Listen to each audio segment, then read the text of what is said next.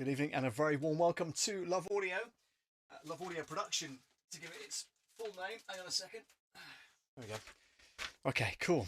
Welcome to Love Audio. Now, if you're new here, please type in your name and say where you're from and who are you. My name is Paul Webber, if you don't know me. I'm the host for tonight's show. It's great to have you along today. Now, if you are new, of course, please say hi in the comments and I'll introduce you to the regulars. Regulars, please make the newcomers feel very welcome. Now, I aim to offer beginners in audio production a friendly, safe and fun platform on which to learn the basics together for audio production. So if you're on board with that, let's get right into it.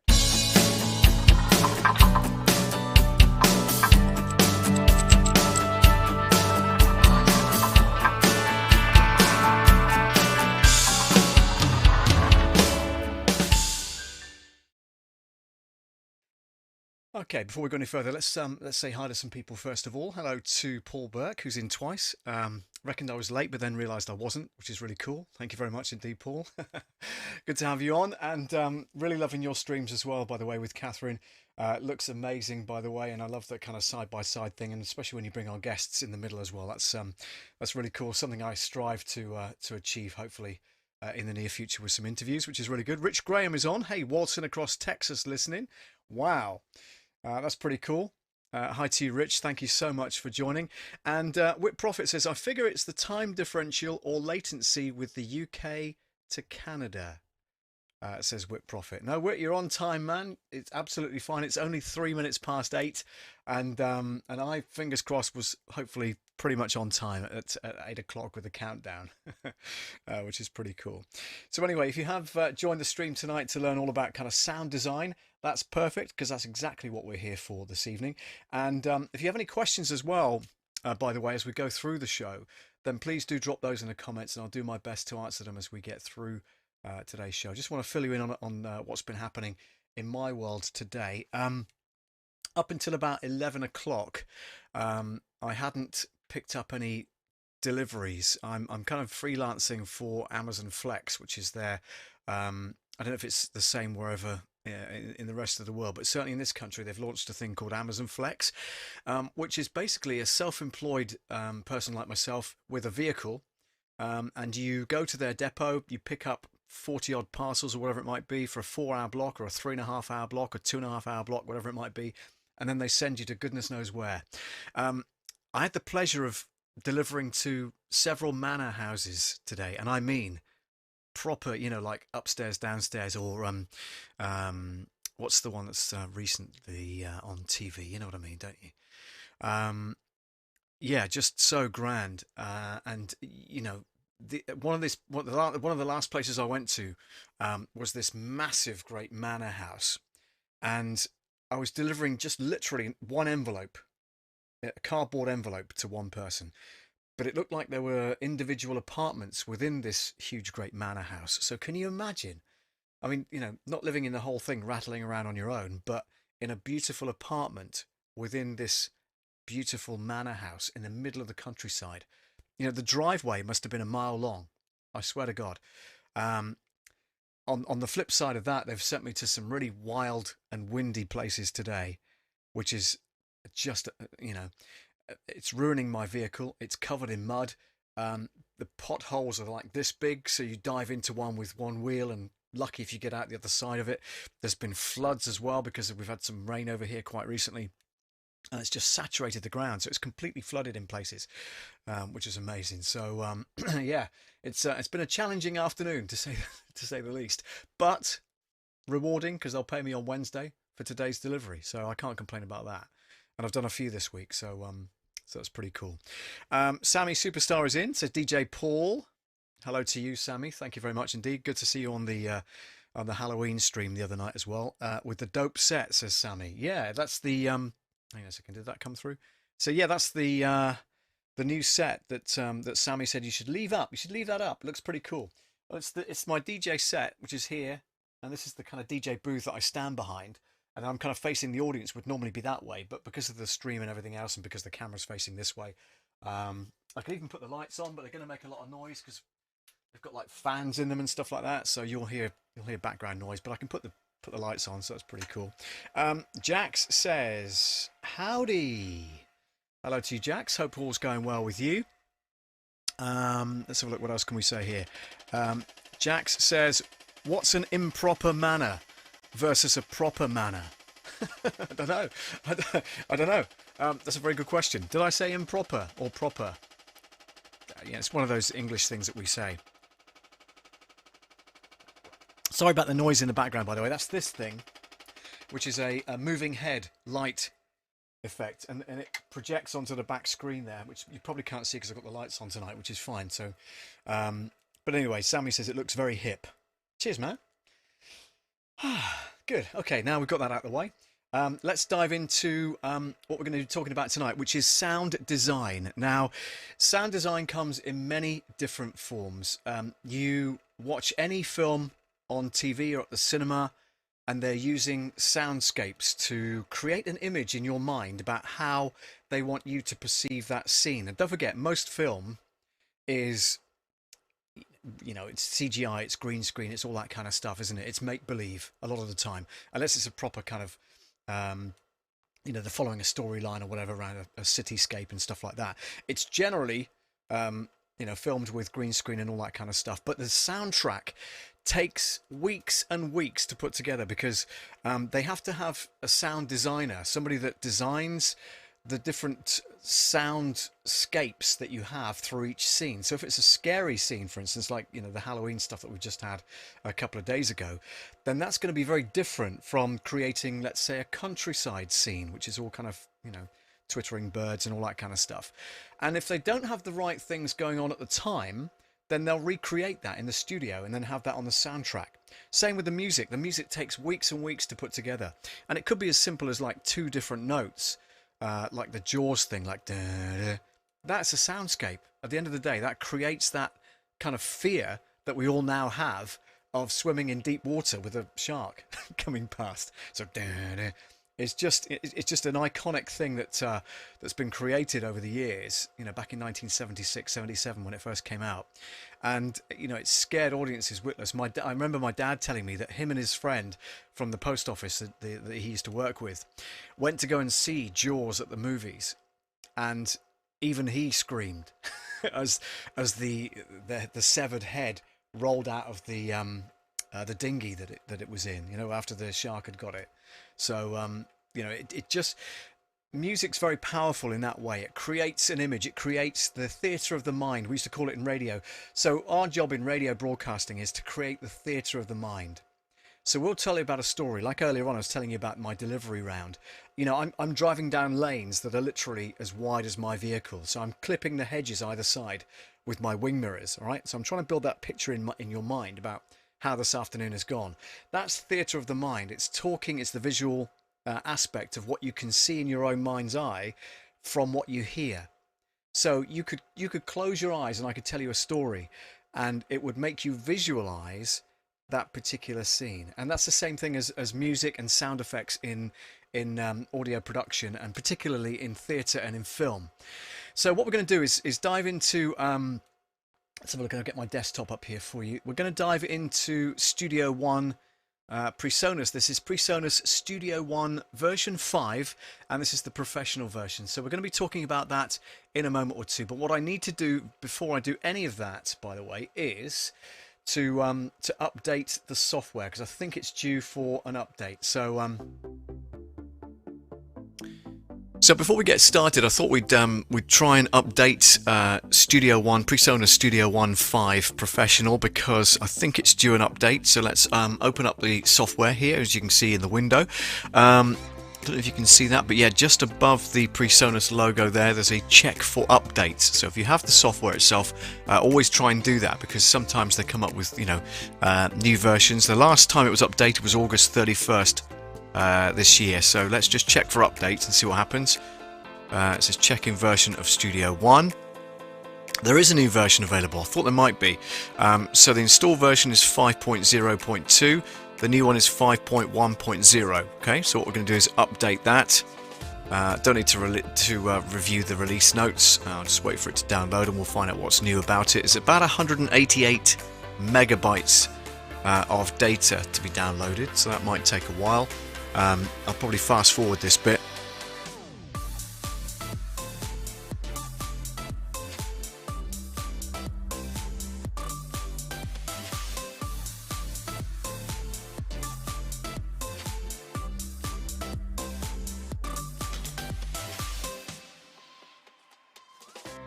Okay, so as you can see, that's now completed. So it's 188.17 megabytes of 188.17 megabytes. And transfer rate of 4 megabytes per second. So there you go. Now what it does, it shuts down the software for you, and then you can go through the install process. So we click yes on that. And don't forget, I'm on Windows PC, by the way. So to bloody blah, continue next, yes, next,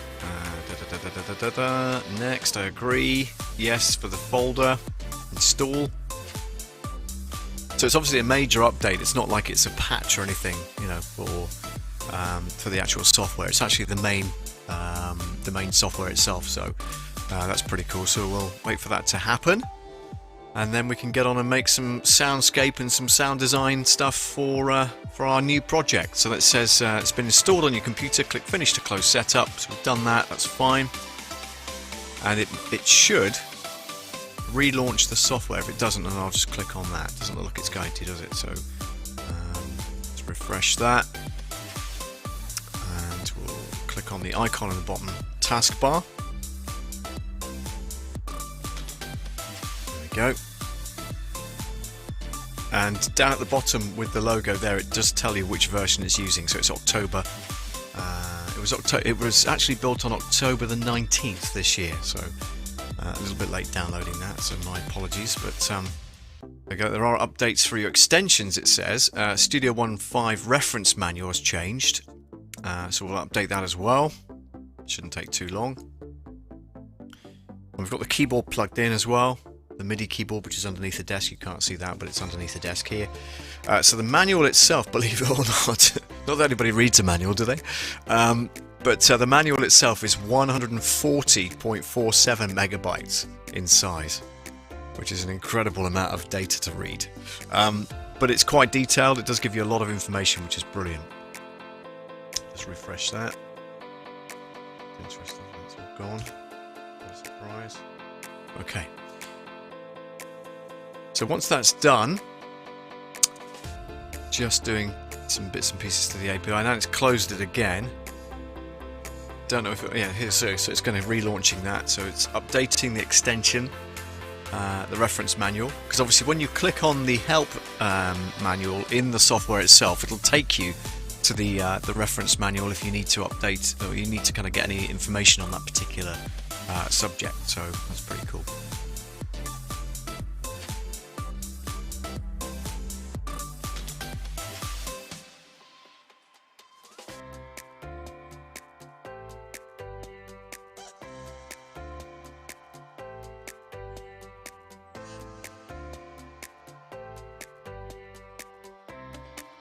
Alright, so software is now open and ready for us to create our new sound design. So I've actually titled a folder here called Sound Design Demo 02/11/20. That's what I tend to do with most of my files, so that I know what date it was created. Now if I do an update to that, I'll put version 1, version 2, whatever it might be, but you know, certainly if I want to work on the same project again, I need to know where to find it. And so instead of rummaging through loads of files to try and find it, it gives you an easy kind of menu on the left hand side of the software, so you can click on that and it opens up the sound design menu, or this particular project rather, sound design demo.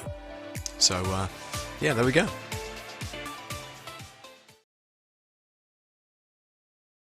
Okay, so now the update's been done. I'm going to turn the lights off because they're making such a din behind. So hang on a sec.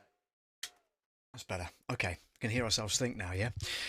So now we've updated the software, I can then go on and we'll create some sound effects together and things like that. So I'm going to mute these bottom two tracks for just 1 second, because I want you to hear this top one first of all. Now this is something that I've brought into the system. It's from a cinematic library that I have by Dark Morph, DARK MORPH. Okay, and they very often give away free sound design packs, so check out their website for more details. Dark Morph, DARK MORPH. Okay, Dark Morph, and this is from the cinematic range of effects that they've got. So this is called a Cinematic Abyss Plunge 02-0139. Quite complicated, but this is what it sounds like. Hang on a sec. Okay, so have a listen to this.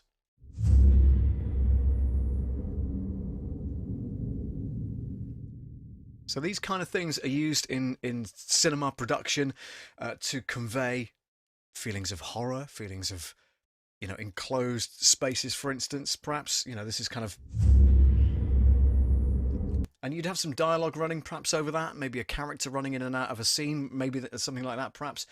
But then what you can do is build on that. So that's got quite a lot of bass on it, to be fair. So let me just let me put a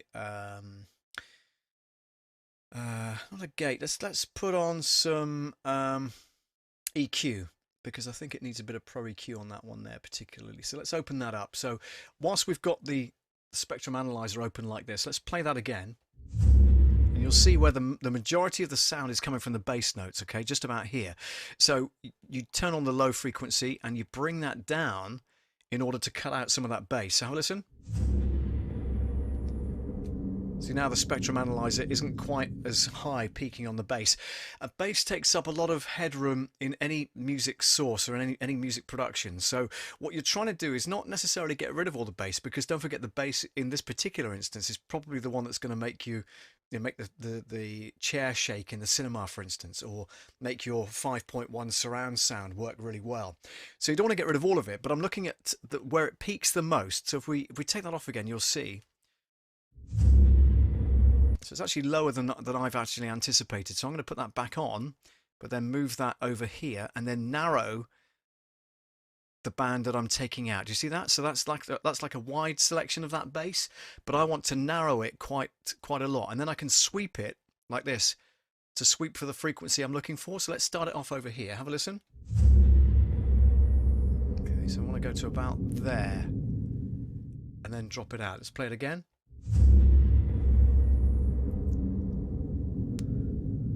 Dropping that down to about there. So that's really got rid of a lot of that almost like sub bass, because it's really low in the frequency field. Okay, so that's that. I want to give it a bit of top end as well, so I want to make it not necessarily sparkle, but just to give it a subtle bit of top end there. So high frequency is the top end. Okay, so that's that one there. Let's bring that up as well. So it's got a, it's almost like a whoosh, isn't it? Which is pretty cool. So we're going to leave that like that. And then I've brought in this other one as well. This is to indicate kind of trauma, if you will. So this is, again, another sound effect that we've brought in from the Dark Morph library. Have a listen to the two in combination, and let me know your thoughts as well if you're looking to comment on these particular sound effects. Here we go. Have a listen to this. So now we've introduced music to it, and all I've done is just looped it a couple of times. It's only a very short piece, and then we've got another thing going on over there, so I can move that out of the way. I don't really need that right now, so that can be moved over there a bit. So you can tell that when you start to add things together, it creates a completely different kind of atmosphere. So that it starts off with that big bass note, and then we've got that key going on, and then it repeats, and I might repeat that again, for instance, there. To create that kind of tension, and that would be like the soundtrack for, you know, a movie piece that people are acting out. Perhaps it might be the soundtrack for a game, for instance. If you're a gamer, no doubt you've subconsciously listened to the soundtrack that's playing whilst you're playing games. I'm not a gamer, so I don't really partake in any of that kind of stuff, but I know for sure that, you know, creating a soundtrack for a game would be a massive project. I'd love to get hold of that. But yeah, Paul Burke says it sounds like a Blumhouse movie. We've been watching a lot of that kind of stuff recently, and you're absolutely right. It does kind of give that vibe, doesn't it? Really good. You know, and it kind of tails off because I've just deliberately tailed it off there. I could repeat that for, you know, a whole load of bars, and I could then play with the note itself, so I could pitch change it. And that would, again, in fact, let's try that. So we're going to loop that whole section there just for another couple of bars. Let me just zoom in slightly and then get rid of this one, which I'm not going to use just yet. Let's put that over there. And I'm going to highlight that and just right click and duplicate like that. But then I'm going to mix it into that end thing there. So hopefully it sounds like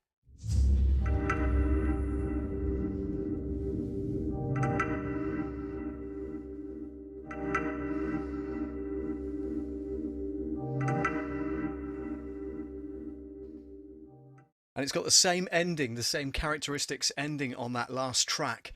Uh, uh, let me put that up on the screen. That's good.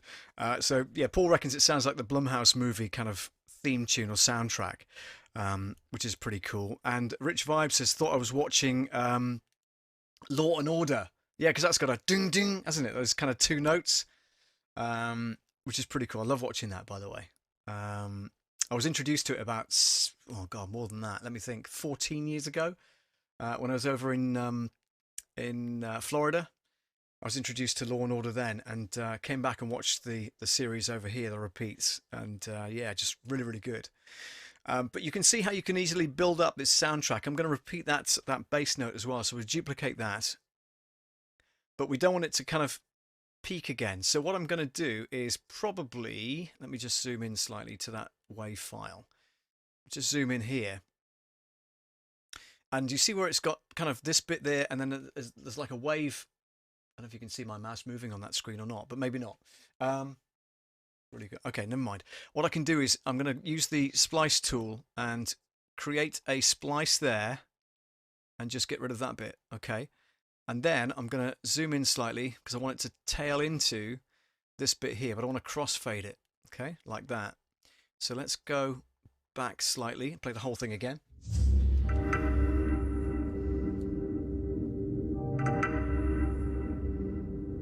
So we've kind of kept that rumble going in the background until that bit there, and then it'll just tail off like that. Okay, and you can, you know, I've put a fairly sharp kind of curve on the end of that, but I could literally, you know, I could probably go wider than that if I wanted to, but I don't really have any room to play with because that's the length of that particular track. Now, if I had a longer track and I wanted a slower fade, I could do this, and then you just drag the corner, and that would give you that fade out or fade in, depending on what you want to do. Okay, so that's pretty cool. I'm gonna just I've got the keyboard open down the bottom here. You can't hear that because I've muted it. So give me 2 seconds. Let me just unmute that. So and I've got the instrument itself is called the Presence, and it's built into Presonus Studio One version 5 Professional. Now this is the cello, okay, and these have all been recorded in real time by professional cellists, and it gives you all the articulations assigned to key switches as well. So for instance, if I play that particular note, okay, and if I click one of these, the different, if I click this, you see with the one with the red note next to it, that's now giving a very kind of, that kind of movement with the bow across the strings of the cello. There's also a different one here. So that's a single note. So if you want pizzicato, for instance, so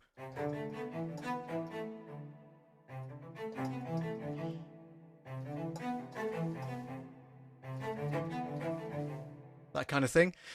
Or you can change that again to, let's go to this one. And that's got a kind of an attack to it. So it comes in quietly, gets to a peak, and then drops off really quickly. So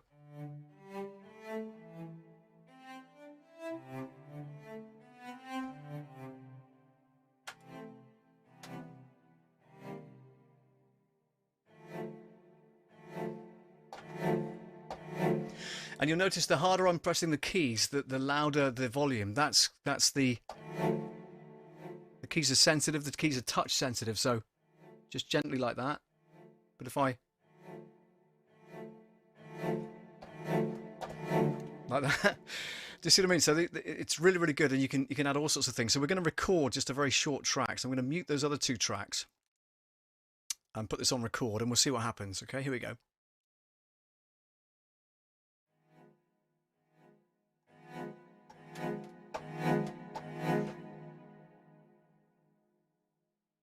So now what you've got in that bottom track is a MIDI file, okay? If I double click on that, you'll see how that's made up. So this is the piano roll on the left-hand side. Okay? And these are the notes that I've played. But this gives you the amount of pressure that I put on the keyboards, the velocity, in other words, of how that note is played. So it's going to get progressively louder.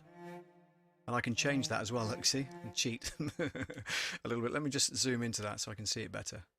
There we go, okay.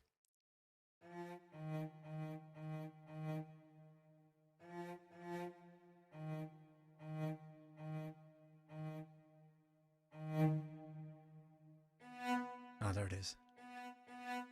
Okay, so let's go back to the beginning of that particular piece and then we'll play it for you. Have a listen.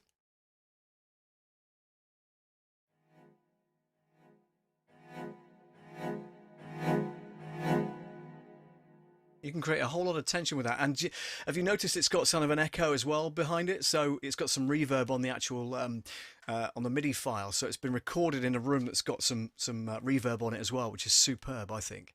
And it just makes for a very atmospheric musical track, doesn't it, I think?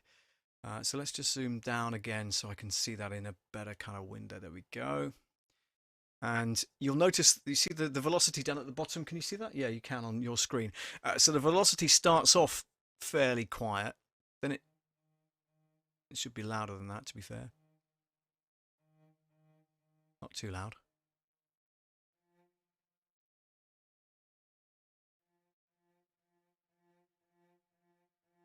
Okay. Zoom in again because I can't really see what's going on. It's so tiny. There we go. Hang on. Okay, bring that up as well. And then you've got this. Yeah, created a bum note there. Did you see that? Interesting stuff. Okay, so hang on, let me hover over it. Okay, so now it starts off really quiet. So if we start it from here, for instance, here we go.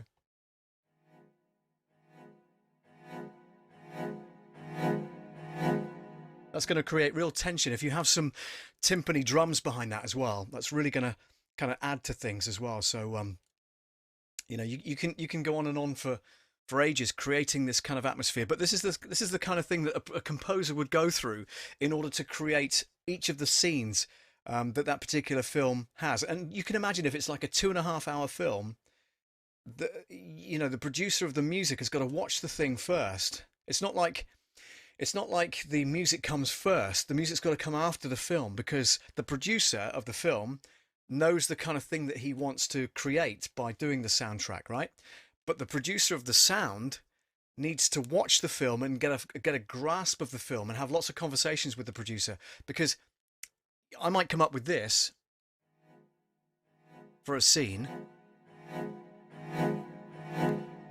and then, you know, the poor person gets stabbed or whatever else happens next, right? But the producer might have a completely different idea about how that scene should react or, you know, should work out. It also needs to be, maybe it needs to be quicker. Maybe the tension's not there enough. Maybe it's not building enough. And those are the kind of conversations that the sound designer, the composer, if you will, has to have a conversation with the producer of the film in order to get what's in his head really out onto paper. And notations and all that kind of stuff as well. And generally what he or she will do is sit down like this with a DAW, digital audio workstation, like you can see here, and thrash things out using a keyboard like that, like I'm doing now. And they will bring proper instruments in and proper players of those instruments in, but that costs a fortune. You can imagine if you had 5 cellists sat there for a day waiting for you to finish off writing all the material. It's going to cost an absolute fortune. So what you do is the composer will sit there and you know, thrash out the actual. He's got something in his head, obviously, with the music. Then he'll put that on paper, and then get the sheet music printed out for the cellists, and then they'll book the cellists for a couple of hours and get them in to record just the cellist pieces of the whole 2-hour film, for instance. So it's a fascinating subject, and it's one that I've just started to kind of follow, really. Hans Zimmer is one of my all-time favorite film composers, and he's got a great YouTube following, and you'll find lots of stories on Twitter, and I think it's on Instagram as well, and definitely on Facebook. So yeah, search out Hans Zimmer and just watch his kind of material. It's just breathtaking. It really is. Absolutely stunning.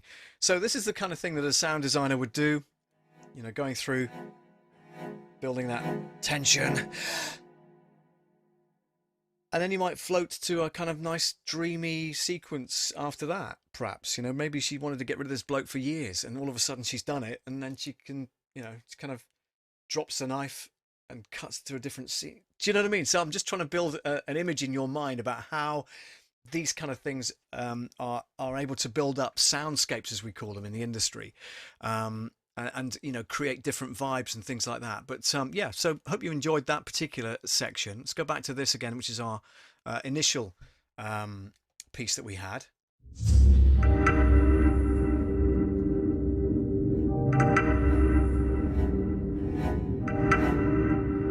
Actually, my cellos don't sound too badly out of place there. All right, so listen, what I'm going to do is stop that for a second. I want to bring in another track. So let me just go to track, add stereo track. And excuse me, I want to bring in a piece from the same library that we're talking about. So this is the Dark Morph library that I talked about just now. So we're going to music. Search for D for Delta. There we are, Dark Morph FX library.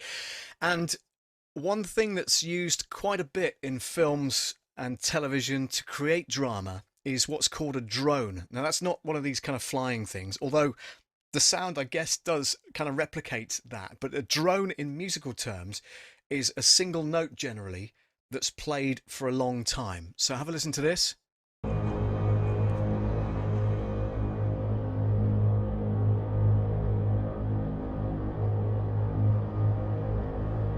Now, that's a 31-second drone from the Dark Morph effects library, okay? Go stop that. And they've got some different ones here, so have a listen.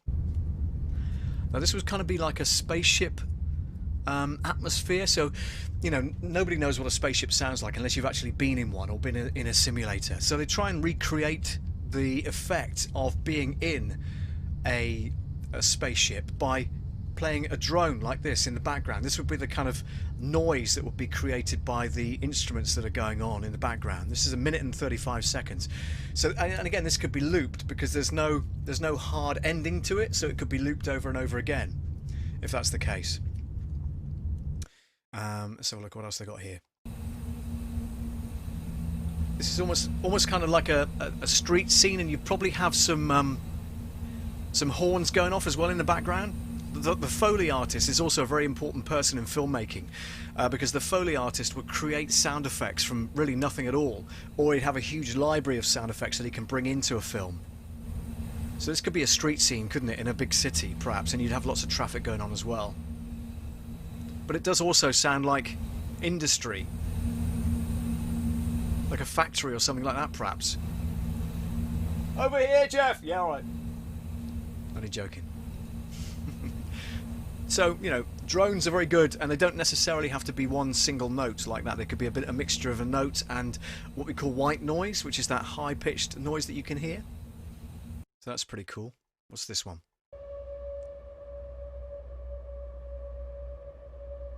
Again, something like that's designed to create tension and, you know, kind of, what's the word I'm looking for? Kind of, you know, as if they want the viewer of the TV show or the film to be kind of petrified about what's happening next. So they play this. It's almost like an alarm, isn't it? But not quite. So it could be a zombie apocalypse movie or something like that, perhaps.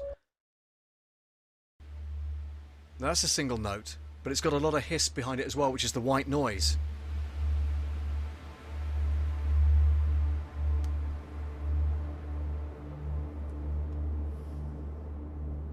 Paul says, did you ever see the new Invisible Man movie? I thought it had incredible audio.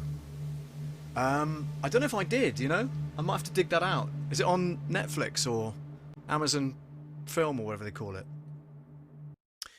Do let me know.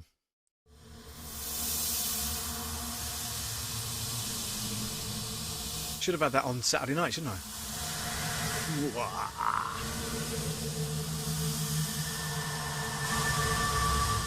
That's very good. What I wanted to play you was, let's have a look. I think it's in Special. Let's have a look. Okay, yeah, here we go.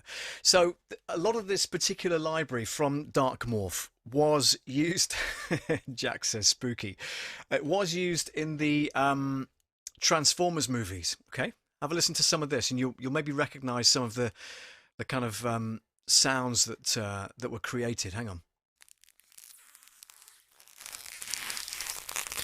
That sounds like bubble wrap, doesn't it? But it's supposed to be a special alien gut twist. There's some more of this as well. Hang on.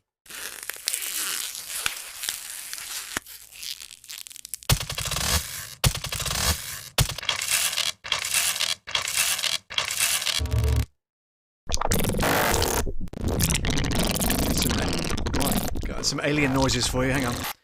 4 seconds of alien noise, and there's a bit more here for you. These are amazing sounds. Love that. So you could use that in an introduction to a DJ jingle, for instance. You just press this and go,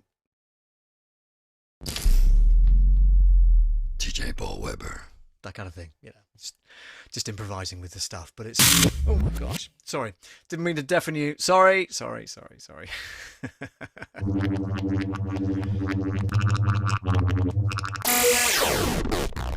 That's a combination of stuff that they've coutured, so they call it Special Couture Layer 1.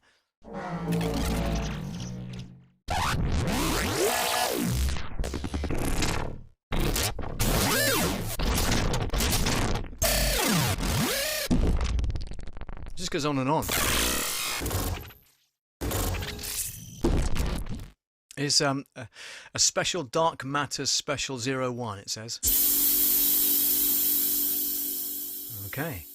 So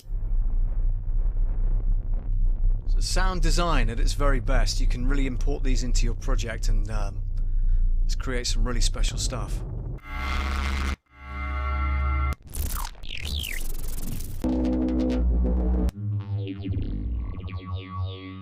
Star Wars? You know, it's all created on synthesizers.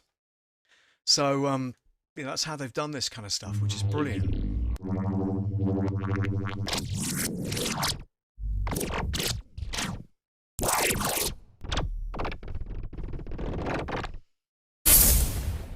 Ouch.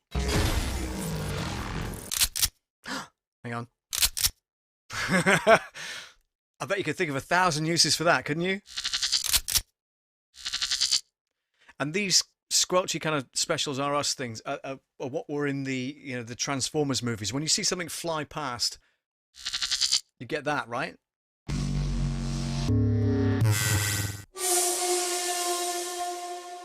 What does that sound like to you?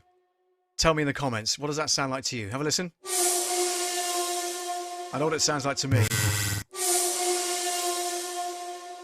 What does it remind you of? What film? What film franchise does it remind you of? It's not a train. It sounds like a ghostly train, though. That's good. I could have had that, couldn't I, on Saturday night? But that particular piece there, what does that remind you of? What kind of film franchise does that remind you of? Let me know in the comments, and I'll see if you're on the same wavelength as I am. I know what it reminds me of. Wait for the delay. 30 seconds before you guys reply. Yeah, similar. God. Any ideas? Personally, that reminds me of the Jurassic Park. Yes, says Rich Vibes. Jurassic Park indeed. Good lad. Somebody's on the same ball as I am.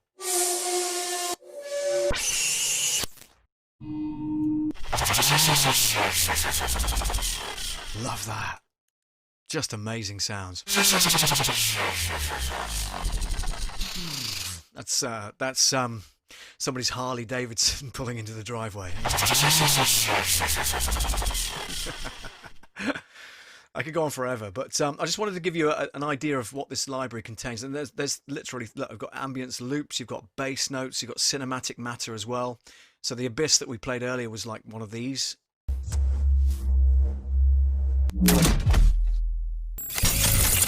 Have you got surround sound on, by the way? These are going to sound absolutely amazing. And that really low rumble you can hear, that's called sub-bass. So our hearing can only hear certain frequencies in that particular sound effect.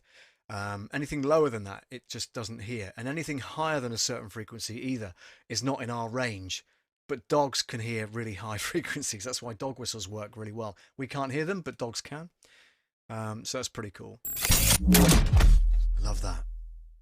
I think Invisible Man is on HBO Max. I was impressed. Yeah, we don't get HBO Max over here. I don't think so anyway, unless I subscribe to Sky, which is a fortune, and I'm not going to do it. I've got FreeSat, which is fine. Gives me 500 channels and still nothing on.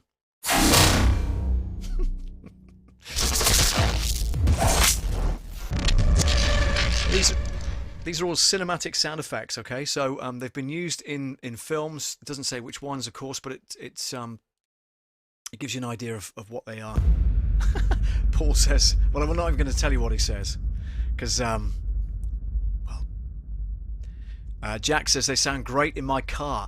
Yes! Drive carefully, Jax. Hope you pulled over. I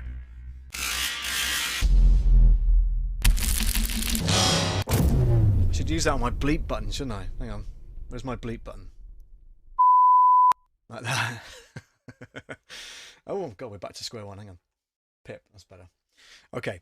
And there's literally tons of that as well, so it just goes on and on and on.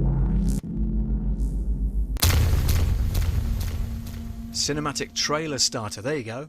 Once Upon a Time. Wind synth. And then it ends.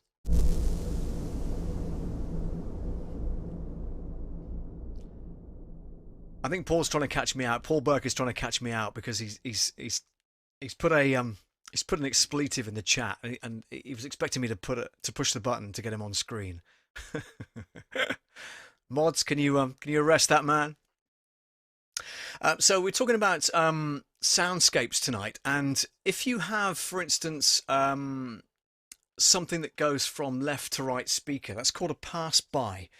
So it could be a vehicle passing by, and you'd get this kind of surround sound going on, which is pretty cool. So this is also part of the library that they came up with. Rich Vibe says some Vangelis sounding stuff there. Wow. Okay. Yeah, that's different. I like Vangelis. Pretty cool.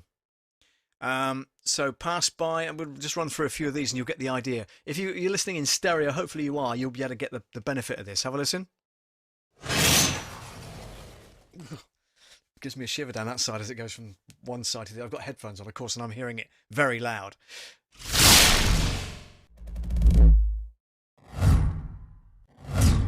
These are all pretty quick, by the way. See that? So that really did go kind of, well, my headphones went from left to right. It might be in your speakers going from right to left, but you get the idea?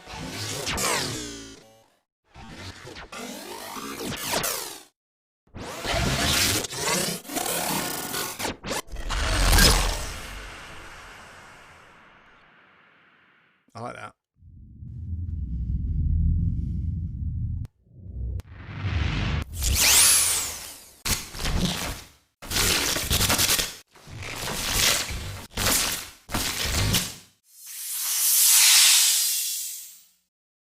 Just amazing stuff. Pass by insectoid. Here we are. Nice. Droids, says Jax.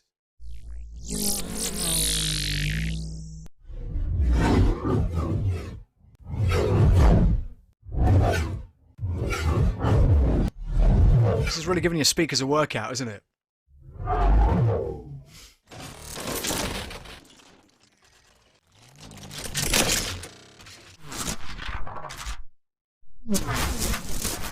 And all these sounds are created by synthesis. Somebody sat there and designed this stuff on a synthesizer and then put it out to the market for you guys and for me guys to play with, which is amazing.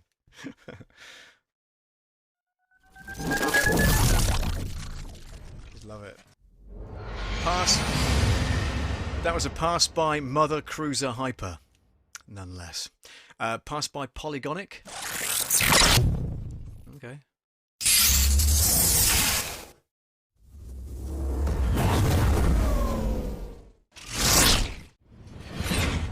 train.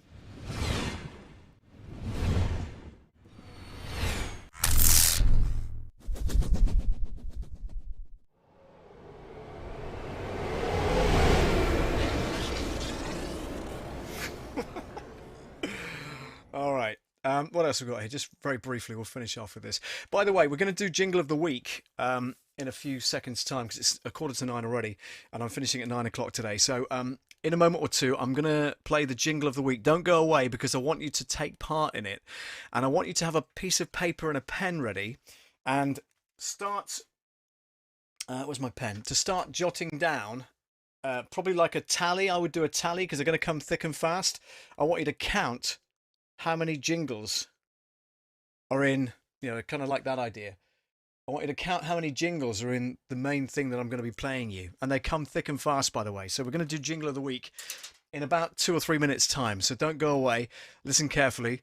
There'll be a prize in it for the one closest to the amount after I've counted them up myself because I haven't even got a clue. But I'll be playing along with you, all right? So we'll do that in about 2 or 3 minutes' time. Just finally, I wanted to just play you some of the drums that they've got on here. So, you've got kick drums, for instance. So there's a dozen, well, in fact, even more than that. Look how many there are. There's just thousands and thousands of these things, right? And these are all kick drums. So have a listen to this. Just amazing. Ooh. So, really kind of sub bass going on there. I love that one. Listen. And the echo that comes afterwards in your ears. But it does in my headphones anyway. And when they're trying to recreate a fight scene, for instance, between a load of robots, just citing the Transformers movies again, they will put together like a load of these, so it'll be like ooh, ah, ooh, and when they're kind of rolling over, going down the street, wrecking the concrete and wrecking the asphalt, they'll do this kind of ow, ow, that kind of thing, which is pretty cool. Tons of these.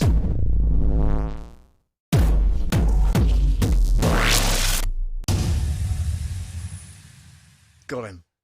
We got him. He's down. Ooh. Bender. Kiss my shiny metal ass. Oh, hang on. Oh, I've imported it. That's clever. I double clicked on it. Look. So we've now got, all right, okay, this is going to be a bit daft. So we're going to go solo that, solo that.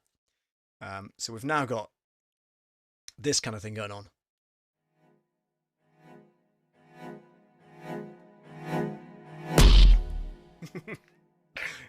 I'm just making things up. It's a bit daft, but you get the idea.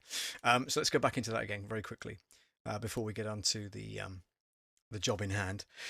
So yeah, these are the kick basses and stuff like that. So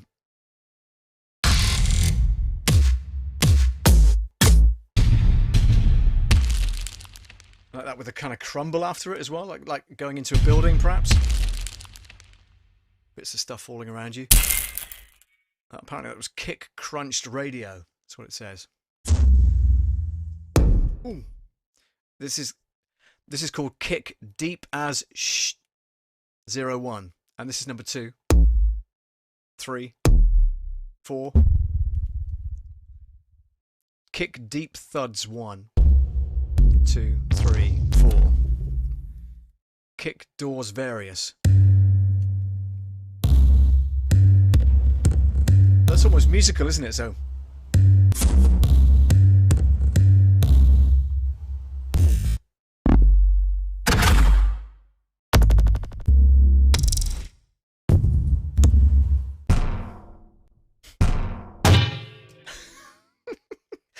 I bet somebody whacked the hell out of a frying pan to get that sound effect, right?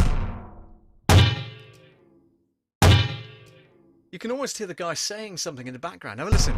Carefully, listen. Like a take, like the guy says, take. Listen. Do you hear that? Oh, I'd send that one back. Fake. But the good thing is that if you imported that, for instance, like this bit here. So if I played that, right, you could and you can really hear it now. So if I solo that and zoom in, right, to that particular kick, let's pull that across there. This is the wave file, okay? Let me move it up. Can I move up to there so you can see it? There we go. Okay. So this is the wave file just here. Let's take that off so I can move it around a bit better. Have a listen. That's not the one, is it? Where's it gone? Where's it gone, man? Oh, there it is. Is that it? Yeah, just on the end of that bit there. So if I zoom in really close, we'll get the volume up, right? I think just here is where the guy says something. Listen. No, maybe before that. Yeah, there. It clicks, doesn't it? Just about there. So what you could do is, this is really fine kind of microsurgery. You could go in here, click that, and click that, erase that bit, and then join that up. So it now sounds like.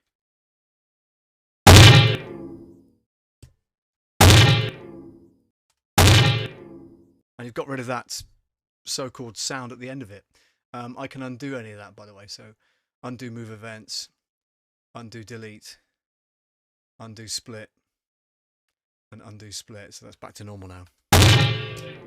It does, that middle bit there, it does say something, doesn't it? Oh God, hang on, what have I just done? There we go. So yeah, there's a bit in there where it does literally just say something. Let's just reduce that.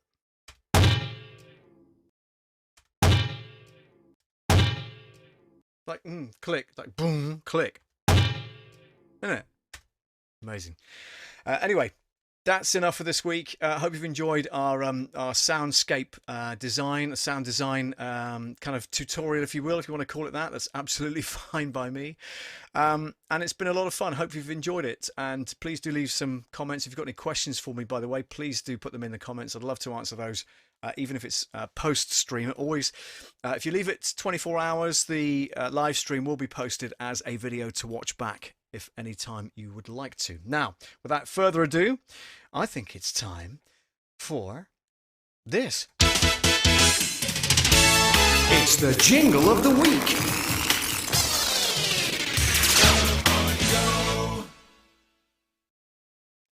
All right, now I did say that you should get your pens and papers at the ready, okay? Because there's a little quiz here for you.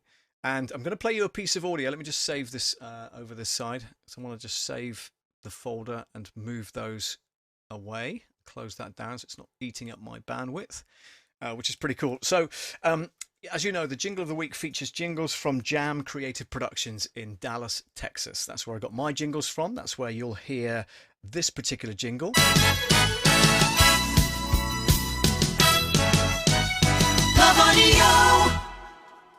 And various others that I play for you. But I'm going to play you a demo that they did. And this is really interesting because what they did was they thought it was about time to let everybody else in the world know that they produce jingles for everybody else in the world and not just the UK. Not just the USA, rather. So it's UK and various other countries around the world. Okay, so what they've done is they created the Jam song. And it's about 5 minutes long, this particular demo, but I want you to listen carefully. Don't include Zoik Furball from the Andromeda jingle, okay? So you can do all the other ones, but don't include the Andromeda one. And don't include the overall song as a jingle. Okay, we're just looking for individual jingles. How many is there on this particular demo that they released? Okay, this is from Jam Creative Productions. It's called the Jam Song. It's available online. You can get it on YouTube, I believe. Just search for Jam Creative Productions on YouTube and you'll be able to hear it in full. This is the stereo version of it, and this is the Jam Song. Have a listen carefully. In the mid-'80s, it seemed as if jingles were everywhere. Zoik Furball, Andromeda.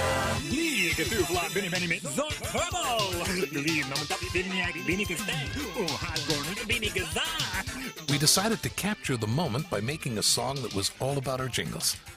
The jam song took about 3 weeks to record, partly because we wanted to make sure that it would be an accurate time capsule. Each station's name was sung with the correct logo melody and vocal group to match its most recent jingle package. We pressed the jam song as a record. It was sent out as a promotional item never intended for airplay. Several stations played it anyway. But for most stations, it just became a collector's item, something to turn up loud and listen to in the production room. Even though some of the stations and formats have changed over the years, it's still fun to hear. So one more time, now with CD quality, enjoy the jam song. Get ready.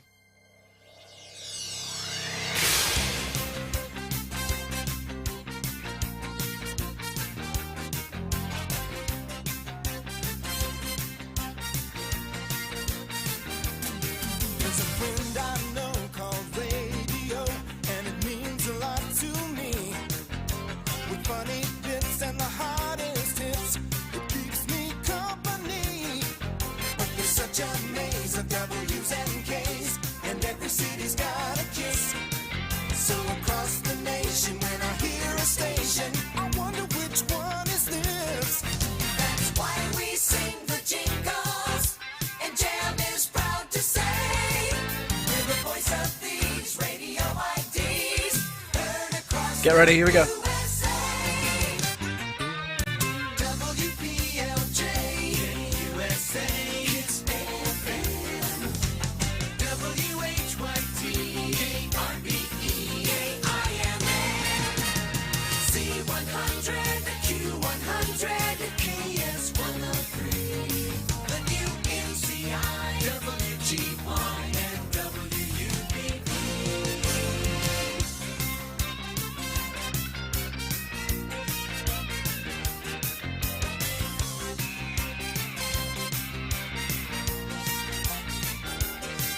We're the hot rockin' flame throwing all hit voices that you hear most everywhere.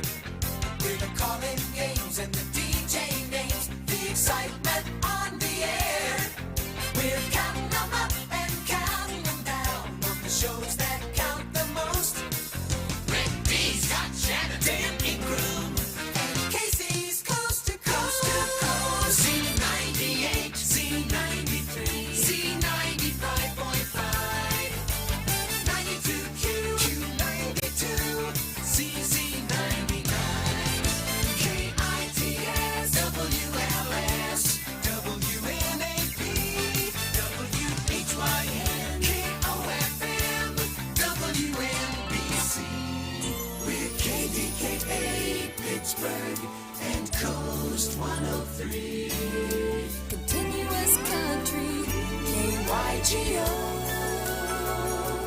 We're WMAL and WMGK. The sound of Jam is everywhere you go. Everywhere you go.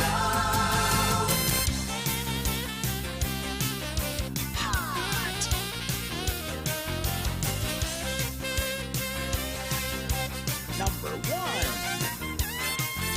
We're having fun 'cause we're number one, and the part that makes us smile is making friends all around the world, singing up and down the dial. Like 2XS, CFLS, LG73, Radio 1 and Radio 2 from the BBC. 1050 Charm, 630 Chat, 570 Chime, CKGM, 2ZM, WYNY,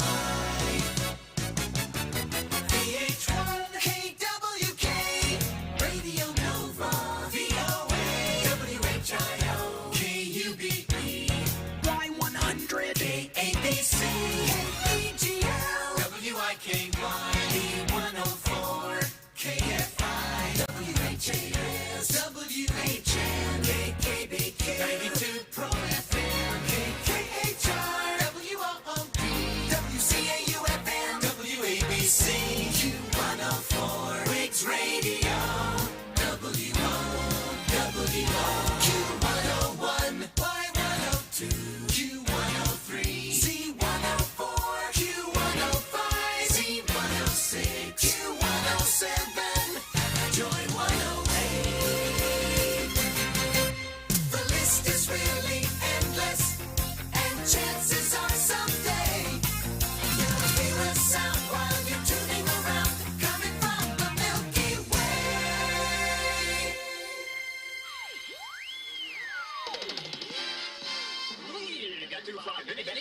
Don't count the Zoic Furball one. Do not count the Zoic Furball.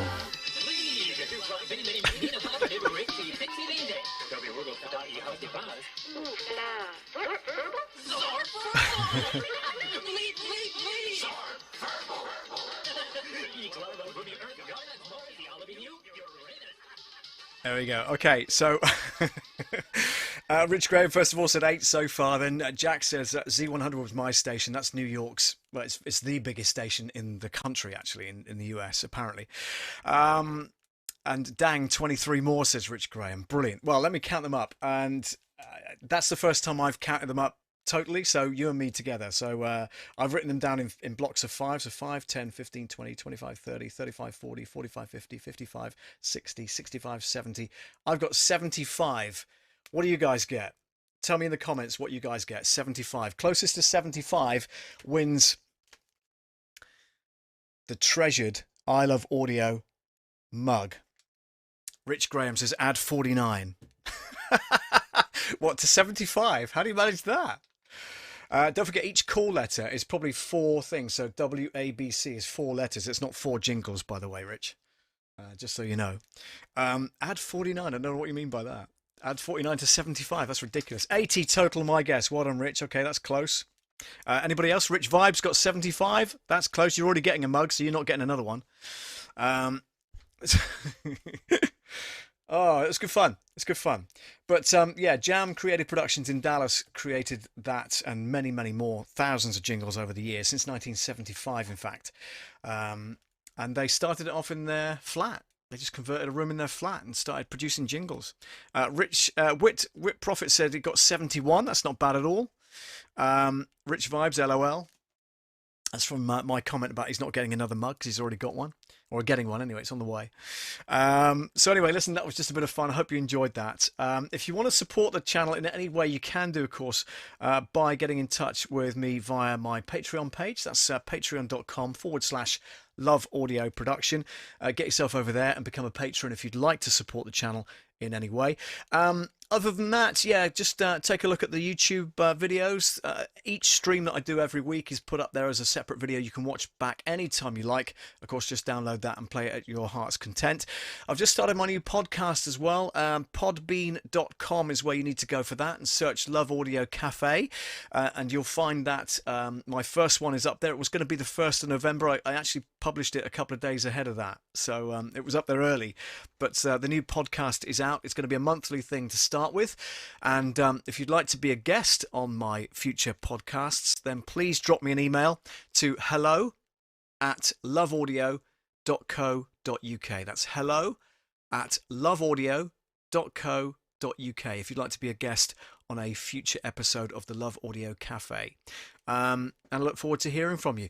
That's pretty much it from me, ladies and gents. Thank you so much for watching. My name is Paul Webber. Thanks for joining the stream today. I hope you enjoyed it. I hope you enjoyed our look at sound design, which was the main focus of tonight's show, of course, and looking at all the different things that you can do with sound to create soundscapes and visual aspects with sound. So if you closed your eyes and listened to that sound, what does it create for you in your mind's eye?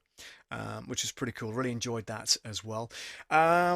And as I say, that's pretty much it. So thanks so much again for joining me, and I do hope you can join me on the next week's stream, which will be next Monday night at 8 p.m. UK time. That's 3 p.m. Eastern, probably 1 p.m. Pacific. Maybe Central's a bit different. I'm not sure. Anyway, you guys can work it out, can't you? Thanks a lot. Take care, guys. See you in the next one. Bye for now.